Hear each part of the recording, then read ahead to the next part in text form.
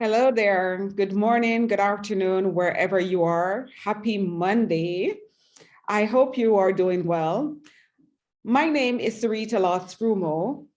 I am a performance and mindset coach, mentor with the Proctor Gallagher Institute. I have been going through the book Think and Grow Rich by Napoleon Hill. We are on chapter 7.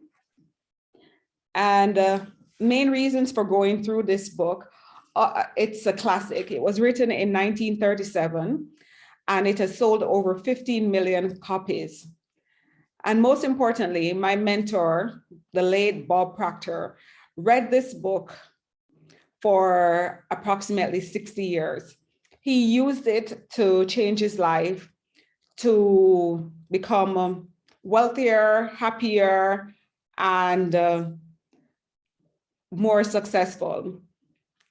Now, riches, as you know, do not bring happiness, right? But it brings a level of comfort that you can help others, and helping others, for me, helping someone else and making a bigger contribution to our society makes me feel good. And I think it's the same for all of us because we're so connected. So when we can help each other, when we can uplift each other, then we feel a deep sense of accomplishment, of satisfaction. And so it's my great pleasure to be going through this book in memory of Bob, and also to go through it another time for myself as well. I do read different parts of it, especially by working and being mentored by Bob, because that's something he would do every day. He would read even a paragraph. So that's just tips that you can use. So even though it might seem like a big book, don't think that you have to digest it in one. And so we are on chapter 7. And chapter 7 is the largest chapter. And it's the 6th step towards riches. I have gone through it, and I think today and tomorrow, by tomorrow, we will finish chapter 7. Okay, so as usual, we go into the 3 topics or the 3 main points of the next couple pages. So the 3 topics that I have from reading are: 1, the 6 fertile fields of leadership. So we're going to go through that. And the second one is marketing your personal services. And he also goes into detail of how you can get the exact position that you desire, the exact job that you want. And the third part of it is your QSS rating. And the QSS rating is found on page 181 of my book. There are no stories really that we're going to mention as we go through this chapter. It's a chapter that is to the point. It gives you specific steps or things to think about as you're putting your plan together, as you are going after your desire. So the first subtopic that we want to talk about is the fertile fields of leadership. And that is found on page 167 of my book. So he says that here are some fertile fields of leadership. And even though the interesting thing for me as I read through this, even in 2022, is that the fertile fields of leadership that he lists here are still the fertile fields of leadership in today. And there are some more that we could add as well. So if there is a field that you think is missing, and you probably will, then just add it to it. Okay, so in this book, he mentioned the 6 fields of leadership are politics, banking, business, religion, number 4, number 5, law, medicine, and education, and number 6, journalism. And he says that, you know, the world is undergoing a rapid change. And that is also interesting because we are today undergoing a radical change. So there's nothing really new under the sun. You know, we are more digitalized today than we were when Napoleon wrote this book, but there are a lot of changes going on when it comes to the need for leadership. We see, because we are growing and we're growing in awareness. So as humans, there will always be something that we can improve on, something that we can change. And I think that's also one of the main tenets of this book, is that don't be satisfied with where you are. Don't be comfortable with where you are. There's always something that you can improve, something that you can change. And it's not, I'm not saying something huge. Sometimes it's something really small, especially in what you do in your profession. There is always a way that you can improve your service to be of better service to the people that you serve. So if you work directly with the public, or if you're working directly with other persons that are your employers or employees, there is always something that we can do to enhance and give more service to those persons. So that's basically what he's saying in this section of it. You know, for instance, the second field, when he mentions banking business, he says that, you know, the leaders in this field have almost entirely lost the confidence of the public. And that happened in several countries around the world, especially with the Great Depression, especially also in the States with the Wall Street crisis. And even in the last one, journalism, he says that, you know, newspapers of the future, they have to do things a little bit different. And today they have to do things a little bit different because there are a lot of vloggers and bloggers that are taking over. So journalism is not what it used to be. Okay, moving on to the second point, which is marketing of your personal services. Something that came out is he tells how to market your personal services effectively. So that word is used a lot in this chapter. It's the effectiveness of it. It's not that you don't know how, but how to do it effectively. And he says several times to seek the advice of an expert. Okay. On page 169 of my book to 171, he tells of the medium through which your services can or may be marketed. So like employment bureaus, advertising in the newspaper, getting an expert to prepare the copy, personal letters of application, which should be signed by hand, neatly typed, and it should outline your qualifications. The fourth one is actually, it's when you're applying to use a personal acquaintance. So if you're seeking a job, these are the tips that he's saying, and they're still very relevant today. So 1, an employment bureau, 2, advertising in the newspaper, trade journals, magazine, the radio. He talks about, you know, doing a personal letter of application, putting your application through a personal acquaintance. And the 5th one is application in person. So you actually go in person and present that to the employer of your choice. I think even if you're a business owner and you want to do business with other businesses, it's also, you can use these tips, you know, these 5 areas to also advertise. These days, not so much the newspaper, but more online and more social media. And then then he goes on to say the information that you should supply in your written brief, which is all of this is tandem to a resume. So if you're listening to this and you're putting your resume together and you say, how can I do this? I search online, but what are some effective ways? This book is still pretty relevant. You can also search online, but it's pretty relevant. He mentions putting in your education, your experience, your references, a photo of yourself, apply for a specific position, state your qualification.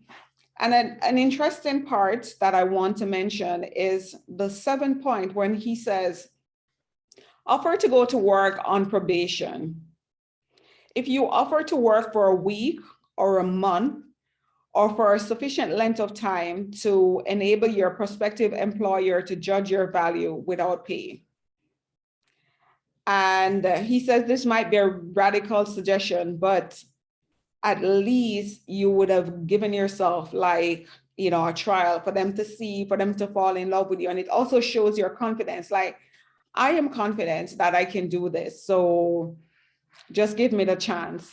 And he says, your offer is based upon your confidence in your ability to fill the position, your confidence in your prospective employer's decision to employ you after the trial, and your determination to seek the position, to have the position you seek, rather. And the last thing that he mentions was knowledge of your prospective employer's business. So if you're applying for to a job, familiarize yourself with that business, knowledge of that business, what do they do, and also the knowledge that you have acquired in the field. Remember, I think it was in chapter 5, we mentioned the lady who put together this plan for her son, and she saved him 10 years of going through the ranks. So he didn't start at the bottom, but he started as an executive. So even though it took him some time, or took her some time to prepare the brief for him to apply for the job, it still made sense that it still worked out in his favor. And Napoleon reminds us, remember that it's not the lawyer who knows the most case, but the one who best prepares his case who wins. So preparation is key. And then on page 175, he talks about how to get the exact position that you want. He says, decide on the job that you want. If it doesn't exist, create it. That's one. Second thing, choose the company or individual that you wish to work for. Third, study your prospective employer. Fourth, do an analysis of yourself, your talents, your capabilities, and figure out what you can offer, and plan ways, means of giving advantages, services, development, ideas that you believe you can successfully deliver. And the 5th point, he says, forget about a job. Concentrate on what you can give. So when you think about giving, it is then that you receive. So don't think about what you can get, think about what you can give. How can I best be of service to my employer? And the 6th point was that, once you have your plan in mind, arrange it with an experienced writer. And so you can put it on paper and you can, get the full detail of it. The 7th is present it to the proper person with authority, and he will do the rest. So even though what he's suggesting here might take a few days or a few weeks of extra time, it's not copy and paste that a lot of persons are doing, but the difference in income and the difference in advancement and the recognition that you will get will save you years of hard work at small pay. He says it often saves 1 to 5 years.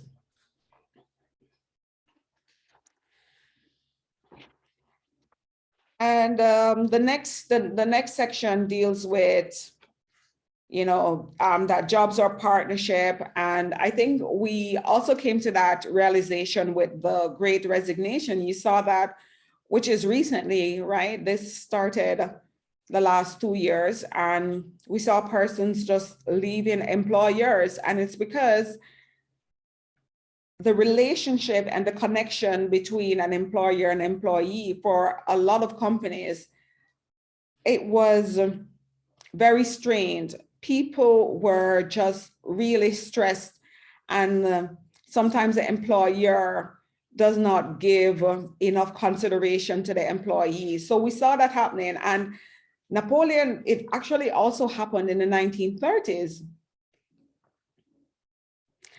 And this was during the Great Depression, right? This brought about changes and similarly, we're having all the changes today. And when the employers and employees are bartering among themselves, the public suffer. So also what happens is that the companies also suffer their profits, their bottom line, they do lose. And he talks about how courtesy is so important.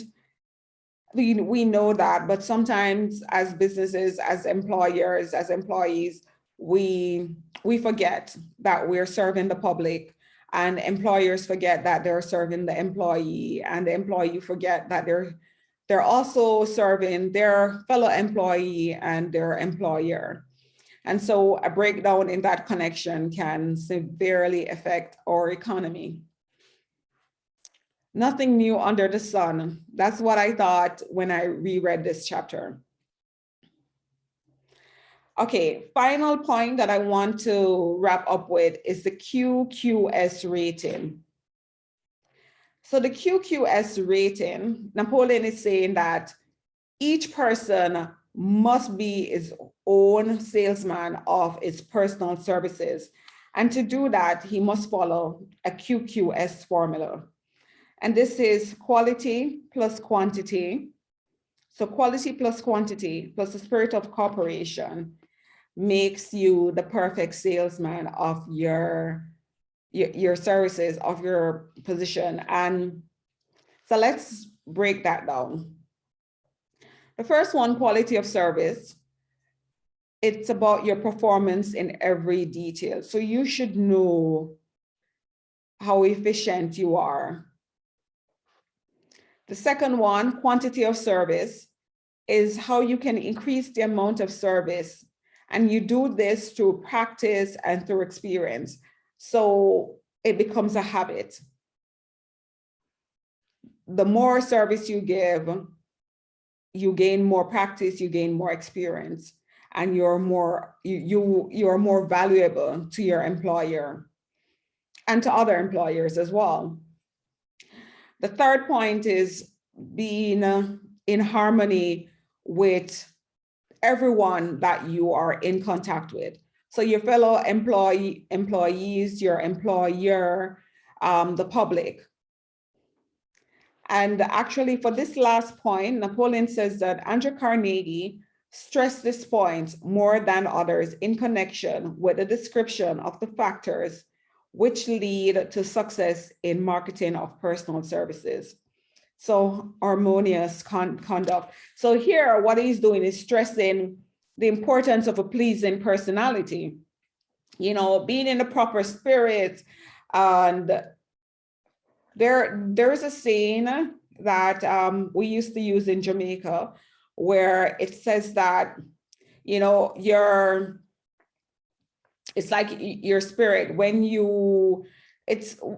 we spoke about, it was like manners. So it's like you're being so respectful to everyone that you meet that it will carry you a very, very far away. And it's similar to what Andrew Carnegie and Napoleon is stressing here, like just being in harmony with yourself first, and then you are in harmony with the people that you meet, the people that you work for, and that will have such a huge impact on the service that you give, on your growth professionally and personally.